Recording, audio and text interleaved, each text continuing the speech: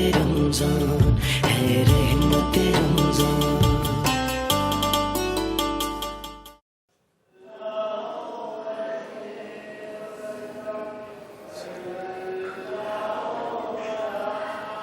عزیز خواتین و حضرات، السلام علیکم. رحمت رمضان کی لائیو افطار ٹرانسمیشن میں آپ کو خوش آمدید. اب وقت ہے اظہار حق کا اور ممتاز عالم دین اور خطیب ملت انتہائی قابل احترام علامہ کوکب نورانی قاری صاحب ہمارے ساتھ موجود ہیں. السلام علیکم علامہ صاحب. وعلیکم السلام ورحمۃ اللہ وبرکاتہ. بہت بہت شکریہ ادا کرنا ہے خواتین و حضرات جو ٹیلی فون کے ذریعے رابطہ کرتے ہیں، ایس ایم ایس کے ذریعے. ہم پوری کوشش کرتے ہیں کہ آپ کے سوالات کے جوابات آپ تک پہنچیں. جو ہمارے حاضرین ہیں ان سے بھی ان کے بھی جو سوال ہیں ان کے بھی جواب پوچھیں. تو فون کال کا اور بات سوال جواب کا سلسلہ ساتھ ساتھ جاری رہے گا. دیکھتے ہیں پہلے کوئی ٹیلی فون لائن پہ ہے یا پہلے ہم آپ کے سوالات کی طرف پڑھیں. کوئی سوال کرنا چاہیں گے آپ؟ جی السلام علیکم. وعلیکم میرا کوشچن یہ ہے سر کہ کہا یہ جاتا ہے کہ مرنے کے بعد آپ کا دنیا سے مطلب رشتہ ختم ہو جاتا ہے، یا تو میں اس سلسلے میں یہ پوچھنا چاہوں گی کہ آیا جو آپ کے پیرنٹس ریلیٹیوز اگر یہ بات کہی جاتی ہے تو صحیح ہے یا نہیں ہے کہ مطلب واقعی آپ کا رشتہ ختم ہو جاتا ہے، یا جو جنتی ہیں آپ کے ریلیٹیوز جو ہیں یا وہی آپ سے ملیں گے؟ آپ کے سوال سے جتنا میں سمجھا ہوں وہ یہ کہ رشتہ جو دنیا میں تھا وہ ختم ہو گیا، یا آپ تعلق کی بات کر رہی ہیں؟ رشتے تو جو اللہ نے بنائے وہ رہیں گے، لیکن وہ کٹ جاتے ہیں. کٹنے سے مراد یہ کہ اب ان کی وہ جو آپ کہہ لیں مثال کے طور پر جو تعلق ہے، جو ذمہ داری ہے وہ نہیں ہے. لیکن قرآن شریف میں ہے کہ قیامت کے دن اگر اولاد نیک ہوگی تو ماں باپ سے ملائی جائے گی. تو اس لحاظ سے لیکن وہ رشتہ کٹنے کا مطلب یہ کہ اب اس کی ذمہ داریاں یا اس کی ڈیوٹیاں ختم ہو گئیں، وہ مراد. بالکل ٹھیک، بالکل ٹھیک. بڑھتے ہیں جی آگے. یہاں بھائی کچھ پوچھ رہے تھے ادھر سے، معاف کیجیے گا. جی السلام علیکم. وعلیکم السلام. سر میرا سوال یہ ہے کہ اگر ایک شخص فجر کی نماز کے لیے اٹھتا ہے تو وہ اشراق سے پہلے سو کیوں نہیں سکتا؟ مطلب میرے والد نے یہ مجھے کہا تھا کہ اگر کوئی شخص فجر کی نماز کے لیے اٹھتے ہیں تو اشراق کی نماز ہونے سے پہلے سو نہیں سکتے، تو اس کی وجہ کیا ہے؟ آپ نے شاید ان کی بات کو نہیں سمجھا. اگر وہ اشراق کی نماز پڑھنا چاہتا ہے تو سو نہیں سکتا. اگر اس نے اشراق کی نماز نہیں پڑھنی ہے تو وہ سو سکتا ہے. ایک شخص اس نیت سے اٹھا ہے کہ میں فجر پڑھوں گا اور اشراق پڑھوں گا، اشراق پڑھ کے لیٹوں گا، تو پھر وہ فجر اور اشراق کے درمیان نہیں سوئے گا. ٹھیک ہے نا. اور اگر یہ کہ اس کو کوئی کام ہے، مسجد سے نکل گیا یا وہ نہیں پڑھ سکا ہے، تو اس پر کوئی وہ نہیں ہے، کیونکہ اشراق نفل ہے اور فجر فرض ہے، تو فرض کا اہتمام ہے. باقی یہ کہ جس وقت دو وقت ملتے ہیں، کچھ لوگ کہتے ہیں کہ اس وقت سونا نہیں چاہیے، وہ اچھا نہیں ہوتا، بلکہ اس وقت پڑھیں تو ہمارے رزق میں برکت ہوتی ہے، تو وہ اس کے لیے کہتے ہیں. وہ مطلب اشراق کا وقت کیا ہوتا ہے؟ جیسے اگر عشاء کا وقت شروع ہونا، اشراق کا وقت جب شعائیں نکلتی ہیں ٹھیک تو شروع ہو جاتا ہے، لیکن تھوڑی سی وہ اتنی ہو جائیں کہ 5-10 منٹ گزر جائیں تو بہتر ہے، ورنہ پہلی شعاع پر وقت ہو جائے گا. بالکل ٹھیک. زیب النساء بی بی فیصل آباد سے ٹیلی فون لائن پہ. السلام علیکم. وعلیکم السلام. سر کیسے ہیں آپ؟ اللہ کی مہربانی. بیٹا آپ کا سوال. سر میں آپ کے پروگرام کی پہلے تو تعریف کرنا چاہتی ہوں کہ آپ کا پروگرام بہت اچھا جا رہا ہے. بڑی مہربانی. اور ہم بڑے شوق سے دیکھتے ہیں. شکریہ آپ کا. جی. اور یہ کہ مولانا کوکب نورانی صاحب سے یہ پوچھنا چاہتے ہیں کہ روزے کی حالت میں ہم اگر برش کرتے ہیں تو کیا وہ اس سے ہمارا وضو ٹوٹ جاتا ہے؟ اور کہ روزہ ٹوٹ جاتا ہے برش کرنے سے، ٹوتھ پیسٹ یعنی کہ کرنے سے؟ ٹوتھ پیسٹ کرنے سے. بالکل ٹھیک. شکریہ. جیتی رہیں. دونوں سوال کیا تھے میں نے؟ جی انہوں نے کہا کہ روزے کے دوران ٹوتھ برش کرنے سے پیسٹ، یہ تو دوسرا سوال تھا، پہلے کچھ اور کیا. ایک ہی سوال. جی جی آپ بھی پوچھ لیں ساتھ ہی جواب لے لیں گے. جی السلام علیکم. وعلیکم السلام. سر میرا سوال یہ ہے کہ مسلمانوں کے جو نابالغ بچے ہیں ان کے حساب و کتاب نہیں ہے. چلو یہ جو غیر اقلیتوں کے بچے فوت ہو جاتے ہیں ان کا قیامت کے دن کیا ہوگا؟ میرے محترم، جو بچے بالکل کم سن نابالغ بھلے کسی کے بھی ہوں، مسلمان کے یا غیر مسلم کے، ان کے لیے الگ احکام ہیں، ان کا وہ حکم نہیں ہے۔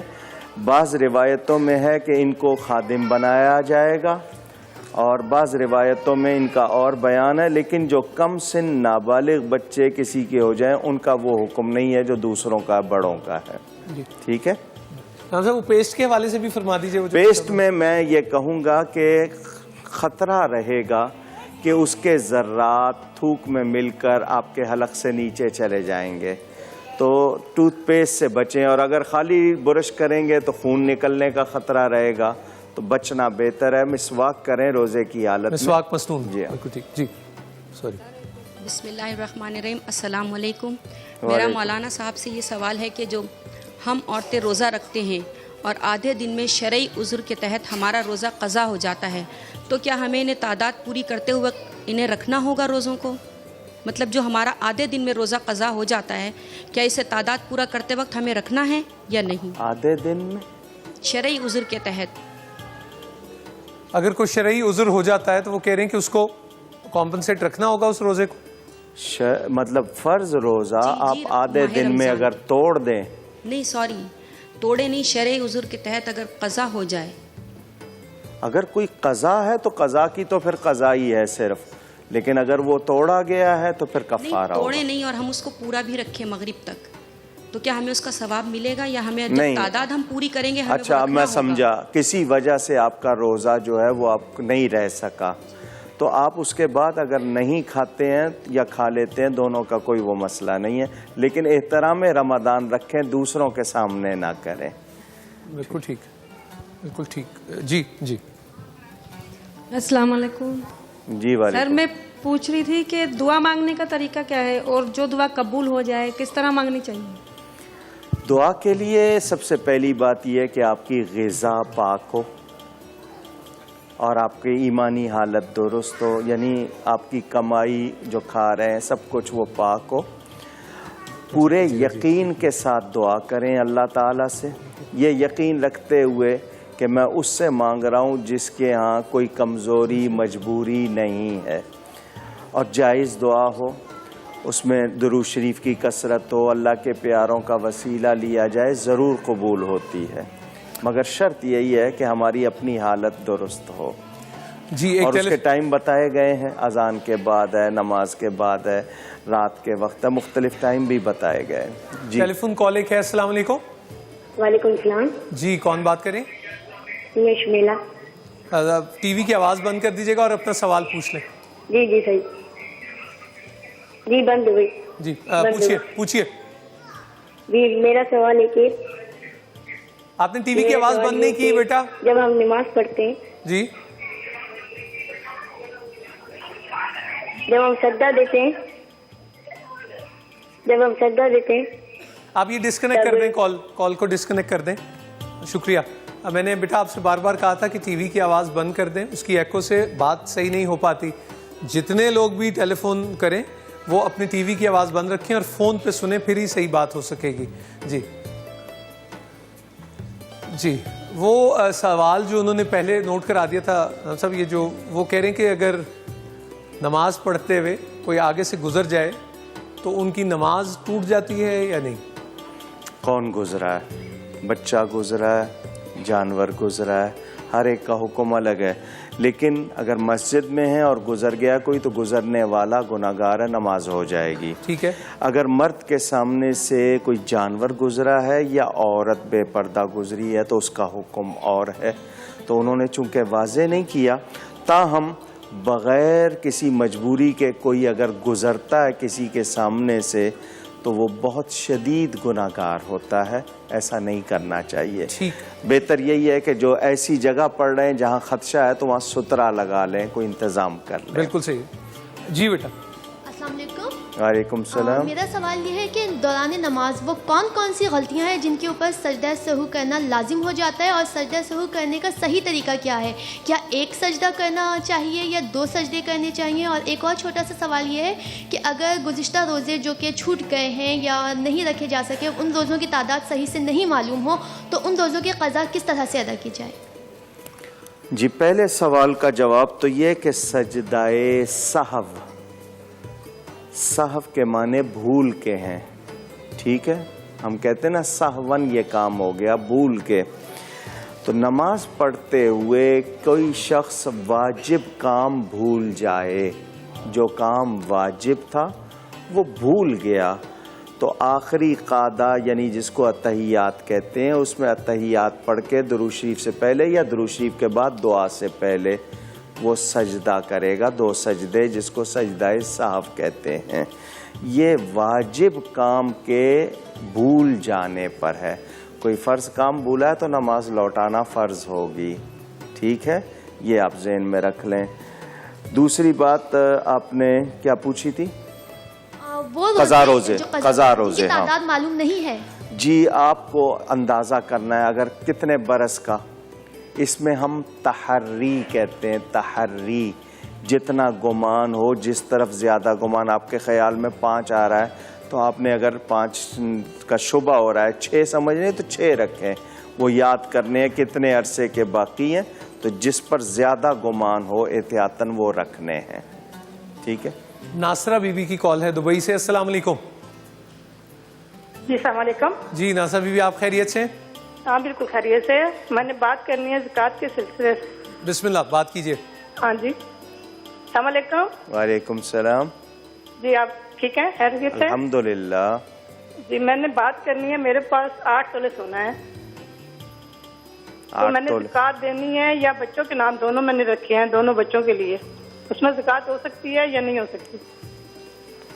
زکوٰۃ کے حوالے سے یہ کہ نابالغ کی ملکیت پر زکوٰۃ نہیں ہے، لیکن آپ زکوٰۃ سے بچنے کے لیے بچوں کے نام کرنا چاہتی ہیں، وہ آپ سمجھتی ہیں، میں اس پر فتویٰ نہیں دے سکتا. مسئلہ بتا سکتا ہوں، نابالغ بچے کی ملکیت میں دینے کا یہ مطلب نہیں صرف زکوٰۃ سے بچنے کے لیے اس کا نام لگا دیں اور پھر جب چاہیں آپ جو چاہیں کر لیں، پھر وہ ان کی ملکیت ہو گئی، وہ آپ اس میں تصرف نہ کریں، صرف اجازت لے کے پہننا ہو تو اور بات ہے. یہ ایک مسئلہ میں سمجھانا چاہتا ہوں لوگوں کو. 7.5 تولے سونا اور 52.5 تولے چاندی کسی زمانے میں برابر رہے ہوں گے. جتنے میں 52.5 تولے چاندی آتی ہوگی اتنے میں 7.5. اب سونے کا جو بھاؤ ہے وہ بہت چل گیا، لہٰذا 52.5 تولے چاندی یا اس کی قیمت کے مطابق کسی کے پاس بھی ہوگا اپنی حاجات اصلیہ کے سوا، تو اس پر زکوٰۃ ہوگی. اب آپ اس کو لیے آپ کہہ رہی ہیں 8 تولے، تو 8 تولے سونا تو اگر 52.5 کے حساب سے لگائیں بہت زیادہ ہو جائے گا. جی بالکل ٹھیک. تو اگر اللہ نے دیا ہے تو خوش دلی سے اس کی راہ میں دیں. بالکل ٹھیک. سوالات اور جوابات کا یہ سلسلہ جاری و ساری ہے اظہار حق میں. ایک وقفے کی طرف بڑھتے ہیں خواتین و حضرات، اور وقفے کے بعد اس سلسلے کو آگے بڑھائیں گے.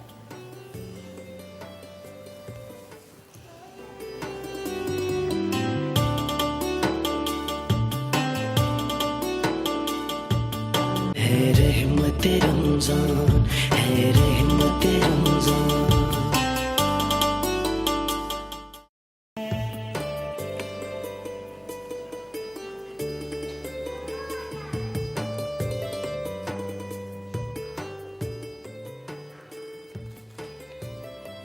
جی خواتین و حضرات، ایک بار پھر آپ کو خوش آمدید اظہار حق کے اس سلسلے میں. اور ایس ایم ایس کے ذریعے بھی آپ کے سوالات کچھ آئے ہیں، میں وہ مولانا صاحب پیش کر دوں.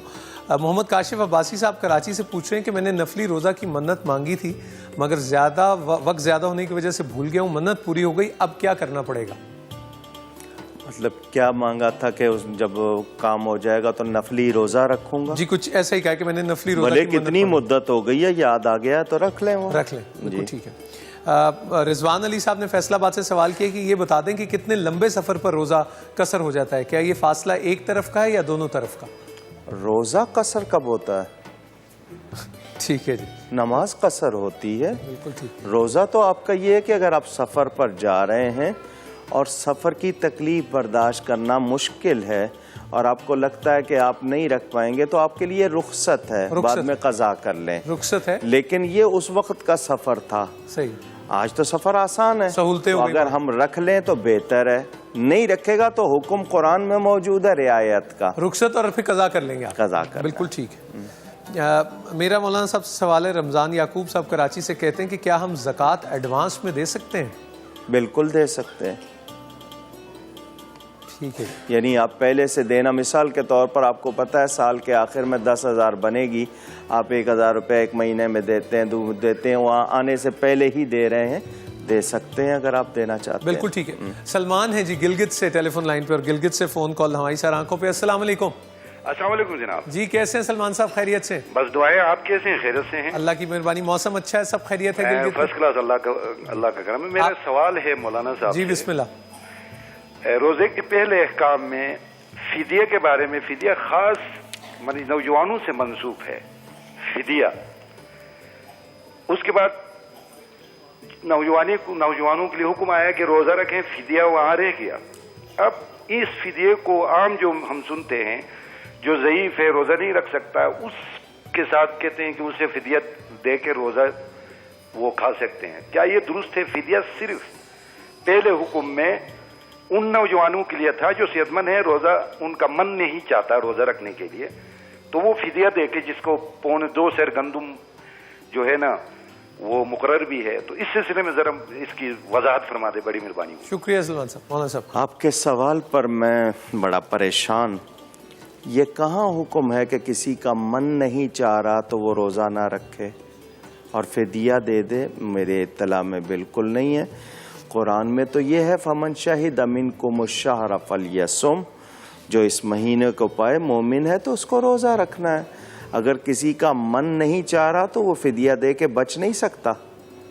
ہاں عذر ہے، وعلی الذین یطیقونہ فدیہ، جس میں طاقت نہیں ہے. مثلا ایک شخص مرد ہے عورت ہے اس سال بیمار ہے، روزہ نہیں رکھا، فدیہ دے دیا، اگلے سال اس کو طاقت ہو جاتی ہے اس درمیان میں تو وہ روزہ رکھے. بالکل ٹھیک. یہ نہیں ہے کہ فدیہ دے دیا تو اب رکھنا نہیں. یہ تو دائمی مریض جو جن میں طاقت نہیں روزہ رکھنے کی، مگر مننا چاہنے والی بات نہیں ہے. صرف معذور کے لیے، مجبور کے لیے فدیہ ہے جو روزہ نہیں رکھ پاتا. مرض کی نوعیت کے مطابق بھی آپ نے، اور وہ جو من چاہے کی بات اس کی کوئی گنجائش نہیں. جی وعلیکم مولانا صاحب. جی وعلیکم السلام. میں نے آپ سے ایک حدیث کے بارے میں معلوم کرنا ہے جس میں نبی صلی اللہ علیہ وسلم نے بیٹی کا رشتہ طے کرتے ہوئے کچھ خصوصیات بیان کی ہیں. مثلا جو لڑکے میں 4 خصوصیات انہوں نے بتائی ہیں، مجھے وہ معلوم کرنی ہے، اس حدیث کی کا پتہ. جی وہ میں آپ کو بتا دوں، لڑکی یا لڑکے کا رشتہ ہو 4 باتیں دیکھنی چاہیے. سب سے پہلی دین، دوسری مال، تیسرا حسن و جمال، اور چوتھا خاندان. لیکن فرمایا دین کو ترجیح دو. دین دیکھیں، خاندان دیکھیں، حسن و جمال دیکھیں، مال دیکھیں، لیکن دین کو ترجیح دیں. سب سے زیادہ اہمیت دین کی ہے، باقی مال، حسن و جمال اور خاندان یہ آپ دیکھیں. یہ دونوں ہی کے لیے، لڑکی اور لڑکے دونوں کے لیے لازمی بات ہے. ٹھیک ہے. جی السلام علیکم علامہ صاحب. میرا آپ سے یہ سوال ہے کہ روزہ رکھنے کے لیے جو نیت کی جاتی ہے وَبِصَوْمِ غَدٍ نَوَیْتُ مِنْ شَهْرِ رمضان، تو اس کا جو مطلب ہے کہ میں نے کل کے روزے کی نیت کی، تو بعد نماز مغرب جو ہے وہ نئے چاند کا آغاز ہو جاتا ہے، تو یہ کل کے روزے کی نیت سے کیا مراد ہے؟ بہت شکریہ. آپ نے سوال میں کہا کہ مغرب کے بعد چاند کا آغاز ہو جاتا ہے، اس دن کا آغاز ان کا مطلب ہے. اسلام میں رات پہلے ہے، دن بعد میں ہے. مگر ذرا میری بات توجہ سے سن لیجئے گا. اسلام میں رات پہلے دن بعد، مگر دن کا آغاز ہوتا ہے پو پھٹنے کے بعد، صبح صادق کے بعد. صبح صادق سے پہلے آپ دن شمار نہیں کرتے. اس لیے آپ سحری سے پہلے جب کہتے ہیں نا وَبِصَوْمِ غَدٍ، غد کے معنی کل کے، کہ میں کل کے روزے کی نیت کرتا ہوں، کیونکہ اسی وقت تک دن چڑھا نہیں ہے. وہ رات ضرور ہے اس تاریخ کی، مگر دن کی